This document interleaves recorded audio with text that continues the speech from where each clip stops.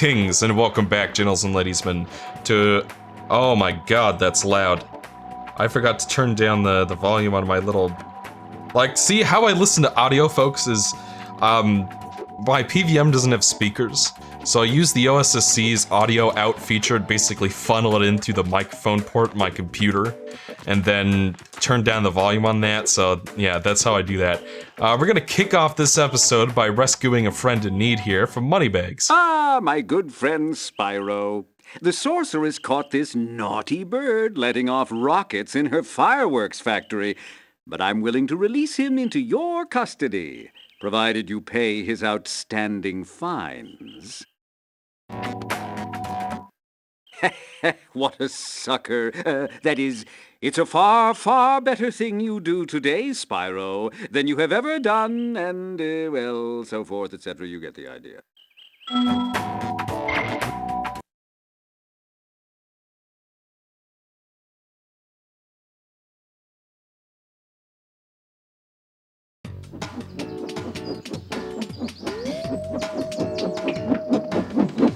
Sergeant Bird, 90068. Awaiting orders, sir. I think you'll have to find your commanding officer for that.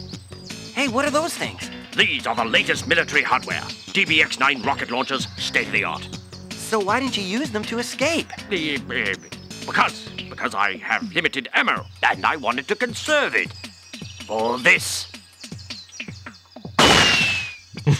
Say, where'd you come from? I thought dragons had all been dead for 1,000 years or something. Well, the rumors of our extinction were slightly exaggerated. We just wanted a little peace and quiet. Well, if it's peace and quiet you want, you should stay clear of my homeworld for a bit. I reckon I'll be blowing up Rhinox for weeks. Cheerio!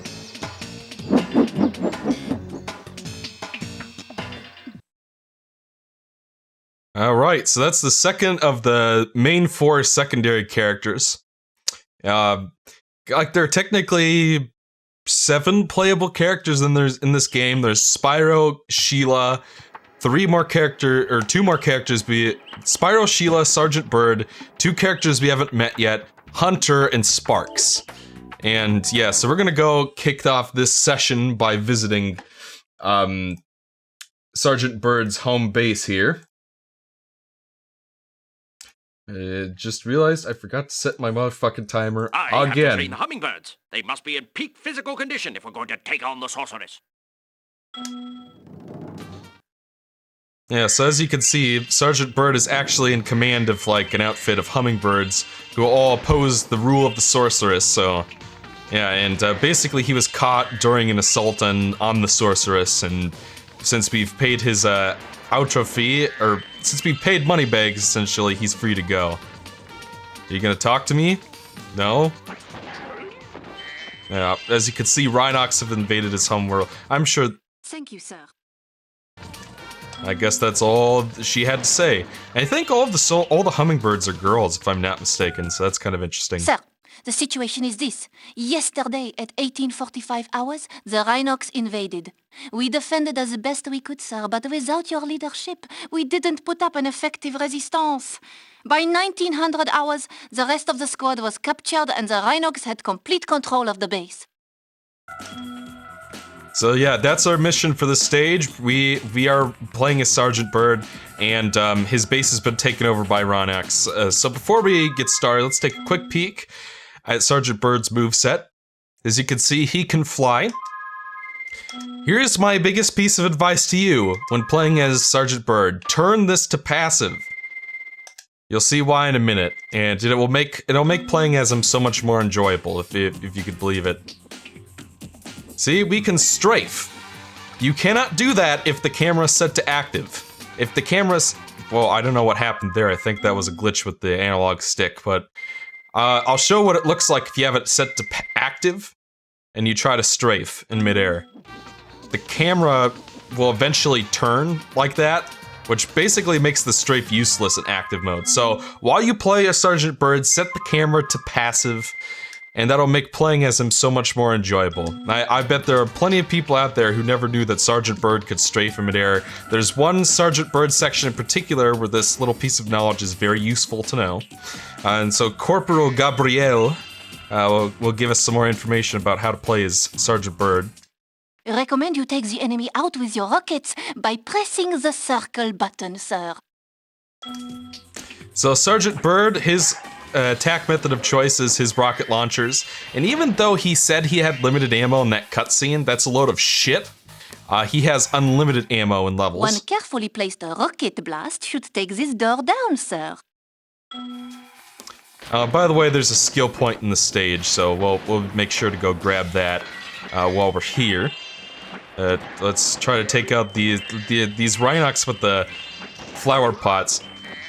I mean, like, on one hand, I could see, you know, when you hear that, oh, you basically are fighting just Rhinox for most of the game. That might at first sound like, oh, that's kind of a limit to the variety. But actually, no, the Rhinox are incredibly varied, and each of them have very different personalities and designs, and incredibly varied. And, you know, Rhinox, I grew up with the Game Boy Advance games. Sir, I've captured the enemy rations. They won't march far on an empty stomach. Yeah, so if we're getting this far in Sergeant Byrd's level, you get an egg. There are a couple more eggs in the stage, and we'll be sure to grab them along the way. Sir, the Rhinox have blocked the way out of this next cave with a security door, and I don't think you'll be able to blast your way through this one. Recommend you land on the weights and carry them to the pressure-sensitive security switches either side of the door. When in position, press the square button to drop the weight. Press the triangle button once to look down, press it again to look up, sir.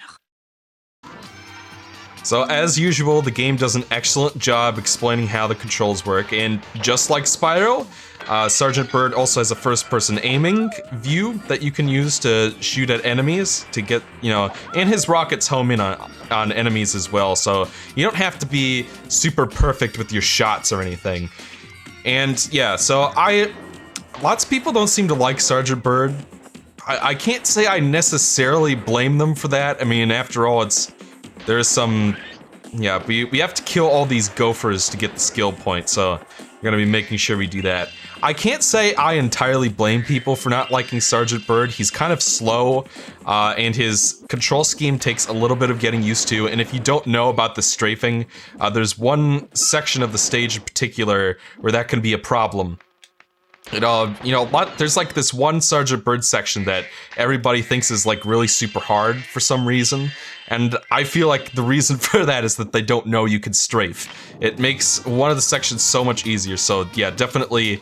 And like Corporal Gabriel said, if you hit the triangle button while you're carrying something, it'll go to a drop cam mode, so we basically just have to position the cursor over this plate here, drop the thing, and we're all set. And you don't even have to be carrying things, apparently. So, easy way to change your camera angle.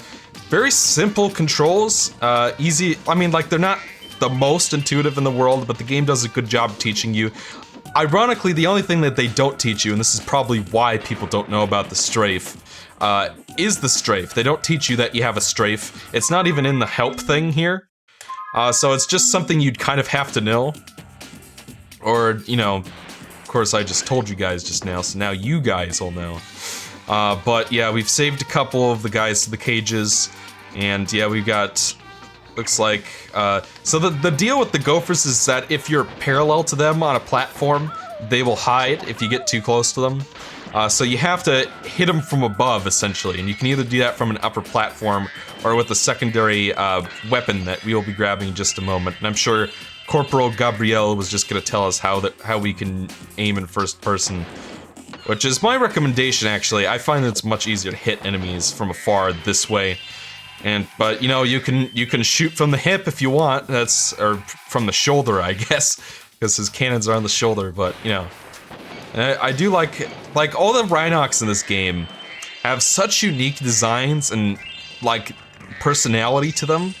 Even more so than the Norks in the first game. Like, the Norks had some variety too, like the ones that you met in the swamp all had like an electricity gimmick and whatnot.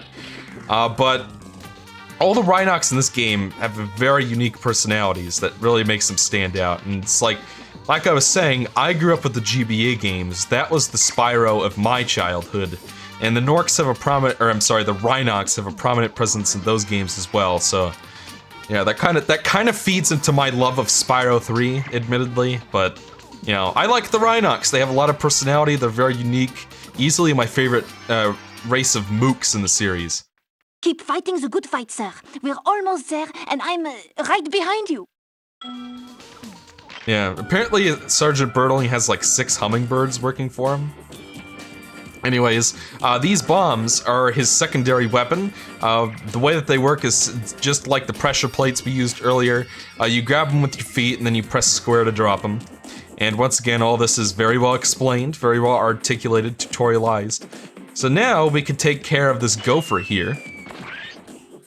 And there's also, I believe, this right here. So we'll break open this chest. And it reveals that there's actually a cracked floor underneath that leads to one of the hummingbird soldiers we'll need to rescue. I'll just drop him just to make it a little bit quicker for myself. Oh, and one other thing I should mention, if you hold both of the shoulder buttons at once, you get a Ratchet & Clank style strafe mode going on, which can be helpful, and Sergeant Bird also flies faster if you do that. So yeah, I don't hate playing as Sergeant Bird at all. I think he controls just fine. I think the game tutorializes him well. He controls well. And at the end of the day, I don't think that this is a huge departure from Spyro's gameplay by any means. The point, what you're doing as Spyro is platforming, fighting enemies, and collecting gems. That's what it all boils down to. And what do you do as Sergeant Bird? You fly around, you defeat enemies, and you collect gems. It's just the controls that are different. Here, we saved that soldier right just now. I'm ready to be debriefed, sir. Yeah, for some reason all the hummingbirds are French.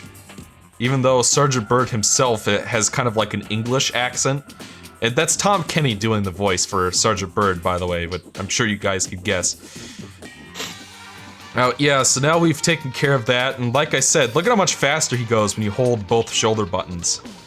The camera kind of fucks out, but you know. Oh, I went backwards by mistake. My bad. We'll fly back over here, and of course you have full camera control with the L2 and R2 buttons, and you can also use the first person mode and the camera centering feature if you just press one of the buttons on midair. So yeah, Sergeant Bird controls fine. I think his gameplay is fun. We got another gopher over there. I'll have to go dispose of him real quick. It's fun shooting guys with rockets. It's kind of nice to be playing a character who can like freely fly around and all that stuff. So I don't hate Sergeant Bird at all. I think he's fun. And you know, there is a part of me that does understand why some people don't like playing as Sergeant Bird. His controls, like I said, I think that they're well programmed in design and whatnot. They do take a little bit of getting used to. And he doesn't get as much playtime as Sheila does, actually. Sheila's kind of unique out of the secondary characters in that she actually gets 5 sections where you get to play as her, whereas all the other characters have... Mission accomplished. It's great to have you back, sir. There we get one of the eggs for the stage. Ryan Lee. I wonder if that's named after a developer or someone at Universal or something. Like, there's a Mark Cerny one in this game, who I think we've actually already met. Let's see, guess I can't shoot at him from over here. Let's go take care of that gopher in that, treasure chest over there. One thing I do have to admit is that his overhead dropping ability doesn't get as much use, and that does kind of feed into the fact that we are only going to be playing as Sergeant Bird 4 times, compared to Sheila, who gets 5 sections, which is just right in my opinion. Like I said, this game was rushed. Insomniac wanted the game out in the Year of the Dragon, and, you know, they had to cut some corners to get it out in time, and I'm sure that if they had a longer development cycle, they probably would have made more sections for the secondary characters. As much as I do enjoy the alternate gameplay styles, it feels like there definitely could have been more of them. For all characters involved, and that probably would have been my preference, honestly, but... So Sergeant Bird doesn't get as much screen time as I would have honestly preferred, but... You know, he's still fun to play as. When you do get to play as him, it's cathartic and punchy and visceral, as the great TGX would say. To shoot people with rockets and drop bombs on people, it's fun flying around. the collectathon staples of Spyro are still intact for this gameplay style. We're still platforming. We're platforming right now. We're grabbing gems. We're defeating enemies. It's just the type of platforming and the type of combat has changed. And at any rate, I have more fun playing this than I do some of the mini games in Spyro 2, where it's just like, yeah, they all use Spyro's mechanics and aren't that far off from, you know, the core gameplay, but what good is that if they're all boring and super easy, you know what I'm saying? I have more fun playing this than getting the monkeys in the barrel in Shady Oasis, or chasing Blamo the Flag Keeper, and, you know, half the mini, or the Electricity Stone Thief mission from Hurricos. You know, I have more fun playing as Sergeant Byrd than doing any of those things, so I would much rather have this fun-to-play, cathartic gameplay style than something, you know, that's boring and too easy. But I digress. Sergeant Byrd isn't perfect. There is part of me that understands why somebody might not want to play as him and might prefer to just keep playing as Spyro, but to me, he's not that far off the mark from what you do as Spyro, and he controls well and is designed well, so I don't... And it still follows the collectathon staples, so to me, nothing about Sergeant Byrd is offensive to me. I enjoy playing as him just fine. I don't think he's a sucky character or anything at all. I don't know. I don't know where I'd rank him against the other characters. He probably ranks a little lower than... There is something... He's definitely better than the third guy we're gonna be unlocking for this game. But I'm not sure... The fourth guy we unlock is my personal favorite. And I'll save my reasoning for that when we get to him. But I don't know, there's something a little bit... one thing I should note, though, is that the game does a good job building up the different character playstyles. Like, we start off with Sheila, who is very similar, who is, like, probably the closest to Spyro out of all the characters you play, and then as you move along to each new character, they start departing, you know, somewhat further and further from that core. Like, by the time we get to the fourth guy, he's fairly different, but, you know, still has some of that collectathon staples intact, definitely. Sergeant Byrd is, you know, just another step removed from Sheila, who is another step removed from Spyro. So they do a good job easing you into it. It's not like Crash 3, where you're immediately just expected to have fun with these jet ski and racing sections. I recovered this egg from the enemy, sir. And certainly I will be drawing more comparisons to Crash 3 as we go along, because I've actually been doing a 100% playthrough of that recently with the Insane Trilogy. Activision presents a smashing blast from the past, created by Vicarious Visions. Yeah, I've been playing that, and yeah, I have some choice where I'm kind of mixed on Crash 3. And ironically, it's kind of similar to this game in many respects in terms of what it set out to do and whatnot. So yeah, we'll heal up real quick and then we'll exit this stage. There's the gate over there. We're done with this level. We've collected all the eggs and all the gems, so yeah. Now we have a cutscene, folks.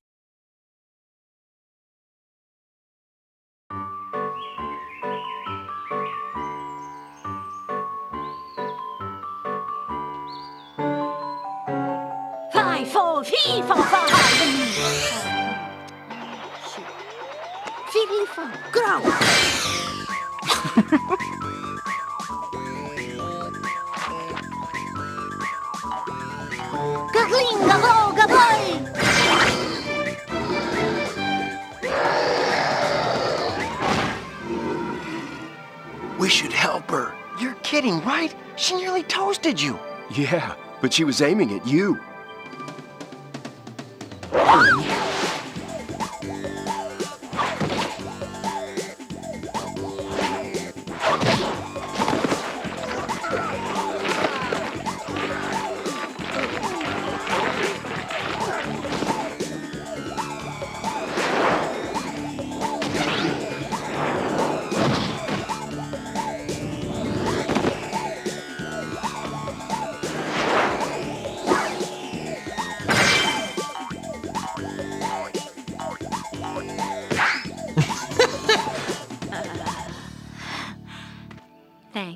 No problem. It's a good thing for you Hunter was around. I can look after myself. Oh, sure you can. Would you like me to show you? Out of magic, huh? How about I give you a jump start? Ha! I'll deal with you later. Hey, why'd you have to scare her off? Sowing the seeds of love. Looks like Hunter's got a little crush on Bianca, which is kind of set up in a previous cutscene. But yeah, Bianca is such an interesting character. Definitely one of the highlights of Spyro 3 as a whole. There is no character in the previous two games that is nearly as interesting as she is. Looks like those two guys are building our ride to the next hub, but we're gonna go back to Sunrise Spring for a little bit because I learned from a commenter. Let me credit you real quick. I'm pretty sure it was Shadow Sama? Pretty sure that's who it was, but let me make sure real quick. I'll be right back, folks. Alright, folks, I'm back. Let's take a quick peek at our thing here. Yeah, looks like I missed a gem in Crawdad Farm. So I would like to thank Shadow Sama Man, who has, I think, Shadow Man from the Battle Network series. That's what it looks like, anyway. Who first pointed this out to me, so we're gonna go back to Crawdad Farm and grab that real quick. Sparks has already recovered the egg from the Crawdad farm, but he can go back if he wants to practice. Yeah, I guess in my hate, usually I do complete these all in one go and don't miss anything, but every once in a while, something slips through my fingers, so... And, yes, a couple of people had actually noticed this, but Shadow Salaman was the first one to point it out in the comments, so he gets the credit. So, I'm gonna go find that last gem real quick, and we'll cut to when I find it, and then we'll leave. Alright, folks, we're back. I found the gem I missed. And with that, we can leave.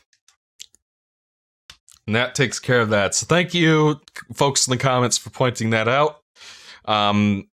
Yeah, and for the record, that was my fault, not the game's. I should have checked the atlas before I left and gone back for that gem if necessary. But yeah, that takes care of that, so we can go ahead and head back to, as long as we're here, we might as well go get the Tiki Lodge one.